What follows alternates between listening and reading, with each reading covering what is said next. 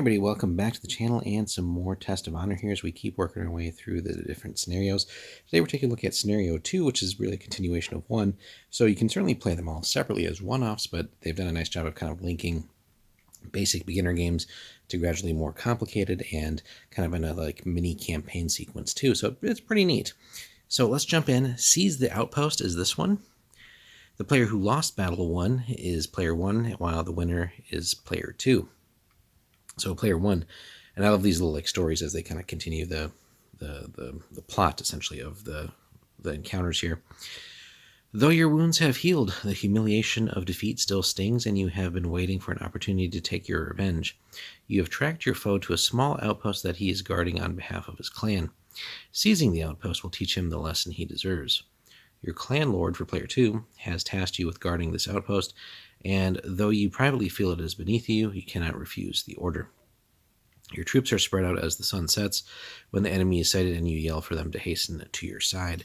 So the terrain, as shown, so kind of like a little mini village slash outpost, couple of buildings, couple of walls. You can kind of tweak that a little bit as you want.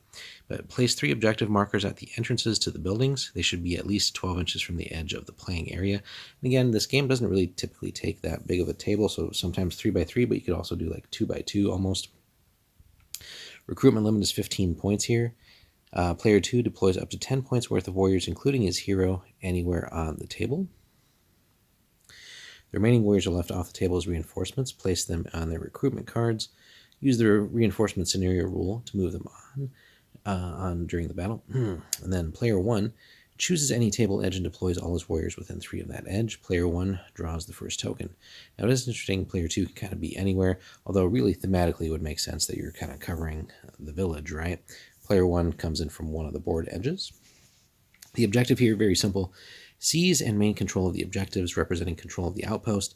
Use the scenario rules also for controlling an objective. And I like that the game, as it again gradually adds more elements of the full rule set, tells you like, hey, we're going to use this rule now, and we're going to be using this rule, and just kind of gradually building upon the first mission, which was again really just a quick, simple kill the other side type of mission.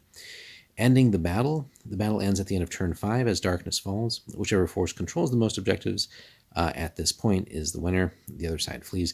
So it's not about controlling it turn by turn, just really who's going to be the victor at the end of turn 5.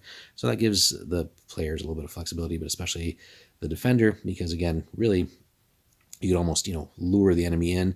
Sure, they get some easy control of the objectives, but then you can kind of counterattack and hopefully kill them or drive them off. So a fun little scenario, still kind of very much focused on taking out the other side, but really the objective here is to control the actual objective points.